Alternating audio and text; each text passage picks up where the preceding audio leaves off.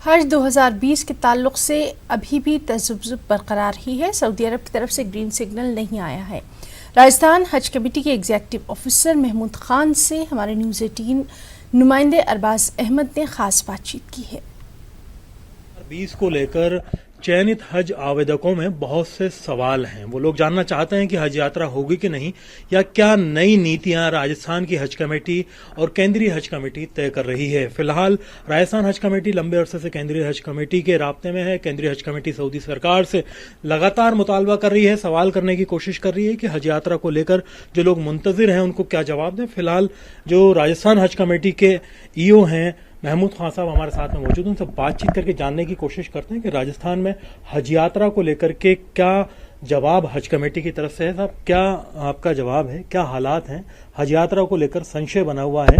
फिलहाल कैंसिलेशन का जो ऑप्शन है वो केंद्रीय हज कमेटी ने जारी किया है कि लोग चाहे तो कैंसिल करवा सकते। देखिए, हज 2020 का जो समय है वो आपको पता है कि जुलाई के अंदर अधिकांश तैयारियां पूरी होके और पूरे भारतवर्ष से सऊदी जो है वो हज यात्रियों को जाना था।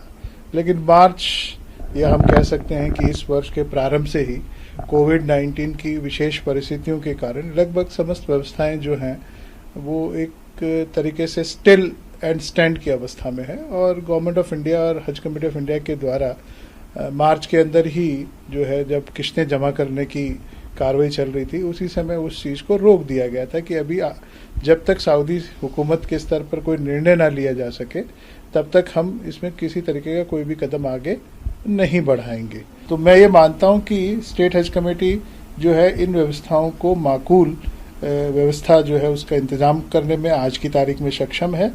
और त्वरित गति के साथ में हम जितने भी लोगों को यदि कोई अनुमति प्रदान की जाती है तो उसके लिए हम तैयार हैं। लेकिन अंतिम निर्णय जो है वो हज कमेटी ऑफ इंडिया के द्वारा ही लिया जाएगा। करीब 5500 लोगों को इस बार जो है चयन किया गया था और भी लोगों की सीटों के बढ़ने की संभावना थी।